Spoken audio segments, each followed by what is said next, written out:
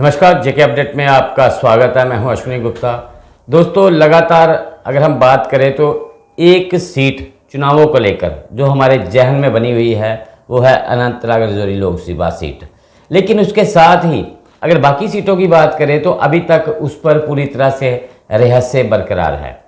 Rajouri seat पर और बाकी सीटों की बात करें तो अभी तक सिर्फ जम्मू और उधमपुर को छोड़कर भाजपा ने किसी पर अपने प्रत्याशी को चुनाव मैदान में नहीं उतारा है और ना ही किसी का समर्थन करने की बात कही है। वहीं दूसरी तरफ पीडीपी ने ऐलान तो किया कि वो चुनाव लड़ेंगी और घाटी की तीनों सीटों पर चुनाव लड़ेगी, लेकिन अभी तक पीडीपी भी इस पर कोई प्रत्याशी नहीं दे पाई है। इन्हीं सब हालातों पर आज चर्चा करेंगे। हमारे साथ यहाँ पर वरिष्ठ पत्रकार मौजूद हैं सतीश वर्मा, जिनसे हम बात करेंगे। सर, आपको क्या लगता है, क्या कारण है कि अभी तक जो है कोई भी दल अपने पत्ते नहीं खोल पाया है पूरी तरह से? क्योंकि एक दल दूसरे दल को देख रहा है कि पहले वो अनाउंस करे तो हम बाद में अनाउंस करें, जहाँ ये ऐसे ही चलता रहेगा कि कोई अनाउंस करेगा ही नहीं। देखिए, ये एक रणनीतिक गेम होता है कि वो देखते हैं कि सामने वाली पार्टी उसको कैंडिडेट बनाने जा रही है। वैसे भी बाकी जो सीटें हैं वो तीसरे, चौथे और पांचवें चरण के चुनाव की हैं। पहले दो चरण जम्मू और पहला डोडा, उसके बाद जम्मू रियासी है। तो इसलिए अभी समय है, उसमें ऐलान हो सकता है। लेकिन आप जिस ओर इशारा कर रहे हैं, सबसे बड़ी जो इस टाइम हॉट सीट बनती जा रही है अनंतनाग राजौरी। इसलिए भी चूँकि गुलाम नबी आज़ाद जो है वो आखिर वो क्या सोचकर चुनाव मैदान में उतरे हैं, सबसे बड़ी मिस्ट्री इस बात को लेकर है। तमाम तरह के विश्लेषण हो रहे हैं, कई तरह के वीडियोज़ आ रहे हैं, पीर पंजाल से, चिनाब वैली से उनका महिमा मंडन किया जा रहा है। कहा जा रहा है कि उनके 2 साल बड़े बेमिसाल थे जब चीफ मिनिस्टर थे, लेकिन वो ये नहीं बताते कि उन्हीं के कार्यकाल में बम बम बोले आंदोलन चला था, जिसमें जम्मू कई महीने तक पूरी तरह बंद हो गया था, कारोबार भी लोगों का ठप हो गया था और 3 साल के मासूम बच्चे से लेकर 90 साल के बुजुर्ग तक, उसमें हिंदू भी थे, गुर्जर भी थे, तमाम समुदाय के लोग थे, सिख सब शामिल थे। वो लोग ये शायद भूल जाते हैं जो आज़ाद साहब का महिमा मंडन करने में लगे हैं। दूसरा जो सबसे बड़ा मुद्दा था, इन्हीं के कार्यकाल में ये चीफ मिनिस्टर थे जब राजौरी के उन इलाकों से जहां आतंकवादी दंदनाते घूमते थे, वहां से हिंदू परिवारों का केवल नहीं मुस्लिम परिवारों का भी माइग्रेशन होकर तलवाड़ा डिस्ट्रिक्ट रियासी में आके वहाँ शिविर में रहते रहे बरसों बरस तक। और प्रोफेसर भीम सिंह जो पैंथर्स पार्टी के प्रमुख थे, आज नहीं है इस दुनिया में, उनकी ओर से एक लंबा आंदोलन चलाया गया। और याद होगा कि जब वो लोग रियासी से जम्मू की ओर आ रहे थे, कटरा में उनको इसी गुलाम नबी आज़ाद जब चीफ मिनिस्टर, पुलिस ने बर्बर तरीके से पीटा था, बर्बर तरीके से। और उनकी जो महिला नेत्री थी वो तो अस्पताल में कई दिन तक रही। तो ये चीज़ों को बताना ये भूल जाते हैं। काम बताए हैं, लेकिन उनको ये भी सोचना चाहिए कि काम उस टाइम सरकार किसकी थी? डॉक्टर मनमोहन सिंह की, जिन्होंने खुले हाथ दे रखे थे अपने चीफ मिनिस्टरों को, अपने नेताओं को, जो अच्छा लगे वो करिए। कोई आज़ाद साहब ये नहीं है कि कोई अपने घर से पैसा लगा के काम किया, जिस तरह आज कई नेता दिल्ली में बैठे बोलते हैं।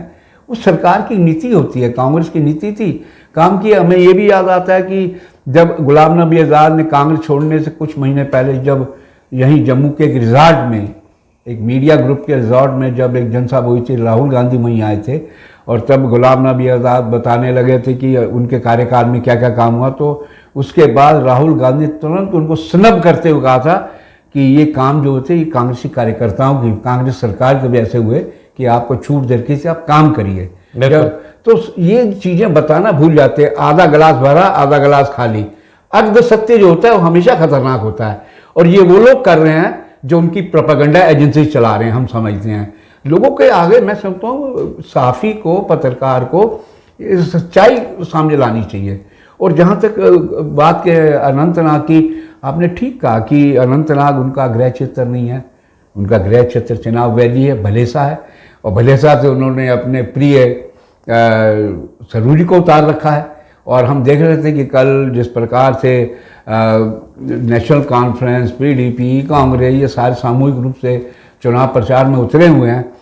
हमें लगता है कि बीजेपी जो पत्ते नहीं खोल रही, जिस प्रकार की कयास हैं, अफवाहें हैं और मीडिया के अंदर चर्चा है कि ये ना हो कि आज़ाद साहब प्रॉक्सी के तौर पर आ रहे हैं। लेकिन हमें लगता है कि हमें इंतज़ार करना पड़ेगा, क्योंकि बीजेपी बड़ी सदी हुई रणनीति के तहत काम कर रही है।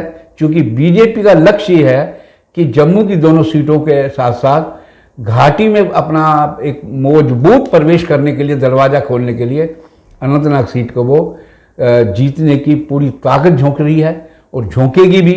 लेकिन देखना दिलचस्प होगा कि पहले वो कैंडिडेट अनाउंस करती है या किसी प्रॉक्सी को मदद करते सपोर्ट करने के बाद वो करती है, और फिर उसके बाद नतीजे क्या होते हैं। आपने अभी कहा कि बीजेपी चाहती है जम्मू की 2 सीटों के साथ साथ रजौरी उधमपुर सीट भी उनकी झोली में आए, लेकिन बीजेपी चाहती है, क्या जनता भी ये चाहती है? क्योंकि जिस प्रकार से मौजूदा सांसदों के प्रति लोगों में रोष है, आज भी एक मैं वीडियो देख रहा था कि बिश्ना एरिया के किसी तालाब में मछलियां मरी तो लोगों में बड़ा गहरा रोष था और वो खुलकर जो मौजूदा सांसद है उनके खिलाफ आरोप लगा रहे थे। तो इस प्रकार की घटनाएं जो लोगों के अंदर रोष है, क्या इससे लगता है कि बीजेपी अपना लक्ष्य पकड़ पाएगी? देखिए, मौजूदा सांसद के बारे में देखिए, उनको लेकर तो तमाम तरह की बातें हैं। एक बात वो भी वायरल हुई थी जब देश के लोकतंत्र के सबसे बड़े मंदिर में बैठ के उन्होंने ये झूठ बोला था कि मेट्रो रेल चल रही है जम्मू में उसको सांबा तक ले आइए। मतलब जो सांसद लोकतंत्र के सबसे बड़े मंदिर में बैठ के इस तरह का झूठ बोल सकता है, उस आदमी पर आम जनता जो रिएक्शन कर दे रही है, तो जनता की बात में फिर दम दिखता है। लेकिन ये है कि जब वोट पड़ते हैं तो उसमें परिस्थितियाँ दिखी जाती हैं कि वोट किधर जा रहा है, कितने जा रहा है। कई बार ऐसे लोग भी जीतते हैं। हमने बिहार में, पूर्वांचल में ऐसे ऐसे लोग देखे जो माफिया डॉन रहे लेकिन वो जेल में रह के भी जीतते रहे। तो ये कहना, चुनावी जो रणनीति है, इलेक्शन रणनीति जो है, उसमें लगता है कई बार ये चीज़ें गौण हो जाती हैं कि हमारा प्रतिनिधि कौन बनने जा रहा है। कई बार पार्टी का वेव होती है, पार्टी के नेतृत्व के लच्छेदार भाषण होते हैं, कई चीज़ें उसमें समावेश होता है। लच्छेदार भाषणों से मुझे याद आया कि अभी यहाँ पर 3 रैलियाँ होने वाली हैं जी। एक तो रैली कठुआ में होगी जहाँ योगी आदित्यनाथ करेंगे, दूसरी जम्मू के दमाना में केंद्रीय गृह मंत्री करेंगे, और तीसरी उधमपुर में जो प्रधानमंत्री नरेंद्र मोदी करेंगे। क्या आपको लगता है ये 2 सीटें जो हैं, जम्मू और उधमपुर की जो दोनों सीटें हैं, इन पर इन नेताओं के भाषण, इनका रैलियां प्रभाव डाल सकेंगी अपने प्रत्याशियों के पक्ष पर? देखिए, एक बात तो माननी पड़ेगी ना, अभी भी प्रधानमंत्री जो कहते हैं उसको देश का जो मुख्य धारा का मीडिया है, जिसे कोट एंड कोट गोदी मीडिया, चरण चुंबक मीडिया, तमाम तरह के विभूषणों से विभूषित किया जाता है, वो मीडिया उसको दिखाएगा अपने तरीके से। और ये बात तो है कि मोदी आज भी बोलते हैं तो चाहे उसमें पिछले लोकसभा चुनाव की अपेक्षा ग्राफ कम हो, लेकिन अभी भी उनके भाषण का कहीं ना कहीं एक वर्ग पर असर साफ तौर पर दिखाई देता है। और हम समझते हैं कि ये जो चूंकि तीसरे टर्म का चुनाव है, इसमें मोदी जी के भाषण से ज़्यादा जो पार्टी के प्रत्याशी हैं, उनकी कारकर्दगियाँ जो रही हैं, उनका जो पब्लिक से कनेक्टिविटी जो रही है, उनके जो काम रहे हैं, वो लगता है कहीं ना कहीं उनका भी आकलन होगा और उसको मद्देनजर रखते हुए लोग मतदान करें। देखिए, आज की परिस्थितियां अगर हम देखें, हम 2 ही दलों की बात करते हैं, कांग्रेस और बीजेपी। बीजेपी का कार्यकर्ता अति उत्साहित है, बिल्कुल वो इस लक्ष्य को लेकर चल रहे हैं कि 400 पार पक्का है, वो ले गए। लेकिन कांग्रेस का कार्यकर्ता भी उत्साह में है, लेकिन वो इस लक्ष्य को लेकर चल रहे हैं कि हमको ये सीट जीतनी है। तो क्या फर्क है इसके अंदर? देखिए, एक तो बात है कि आप देखिए, ये 2 जो सीटें हैं जिनका आप जिक्र कर रहे हैं, डोडा की, वहाँ डॉक्टर जितेंद्र सिंह पीएमओ में एक बड़ी स्ट्रॉन्ग पोजीशन बैठी हैं। और आदमी जब ऐसी पोजीशन में होता है तो 10 तरह के विकास कार्य भी करवाए भी उन्होंने। लेकिन उनके खिलाफ जो कैंडिडेट चौधरी लाल सिंह है, उसको भी आप हल्के में नहीं ले सकते। वो ठीक है, मीडिया का एक वर्ग अपने तरीके से एनालिसिस करने में लगा है, लेकिन हमें ये नहीं भूलना चाहिए कि चौधरी लाल सिंह इसी संसदीय सीट से 2 बार के सांसद रहे हैं। इसी लाल सिंह ने भाजपा के उस वक्त के कद्दावर नेता प्रोफेसर चमनलाल गुप्ता को हराया था। लेकिन हमें यह भी नहीं भूलना चाहिए कि जितेंद्र सिंह ने ये गुलाम नबी आज़ाद जब सन 2014 में लोकसभा कांटी उड़ गए, इनको धूल चटाई थी। उसके बाद डॉक्टर करण सिंह के बेटे विक्रमादित्य सिंह को भी धूल चटाई थी इसी डॉक्टर जितेंद्र सिंह ने। तो अगर हम अतीत में जाएंगे तो अतीत में बहुत से ऐसे उदाहरण मिलेंगे कि दोनों नेता, दोनों प्रत्याशी जो हैं अपनी अपनी जगह एक पोजीशन के साथ हैं। और जहां तक प्रचार की बात करें, सबके वीडियो सामने आ रहे हैं, दोनों का प्रचार में ऐसे लग रहा है कि एक चुनावी रंगत दिखाई देती है। अब असली बात वही है कि जब इसका मतदान होगा, क्योंकि डोडा प्रथम चरण में मतदान होने वाला है, उसका जब मतदान होगा तब पता चलेगा, क्योंकि ये इलाका बहुत बड़ा इलाका है, डोडा, उधमपुर, कठुआ। और जानकार तो ये भी कहते हैं कि जो प्रत्याशी कठुआ से 1 से 1.5 लाख की लीड लेके चलेगा, उसके लिए अगले रास्ते सफलता की ओर बढ़ते दिखाई दे सकते हैं।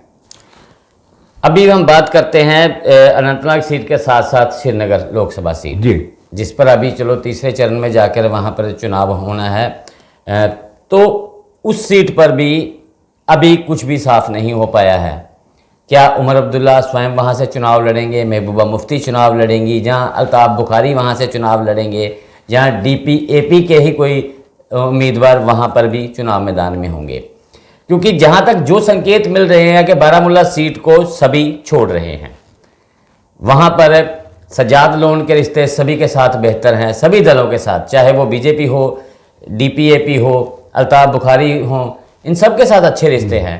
तो वहां पर आपको क्या लगता है कि बारामूला सीट से जहां से बीजेपी ने मान लीजिए सज्जाद लोन को समर्थन दे दिया, तो वहीं पर पीडीपी और एनसी की तरफ से कौन उम्मीदवार हो सकता है? देखिए, पहले हम अगर अनंतनाग सीट की बात करें, क्योंकि इस सीट पर अभी भी मिस्ट्री बनी हुई है, जिसे लेकर एनसी और पीडीपी के रिश्ते भी खटासपूर्ण बने हैं।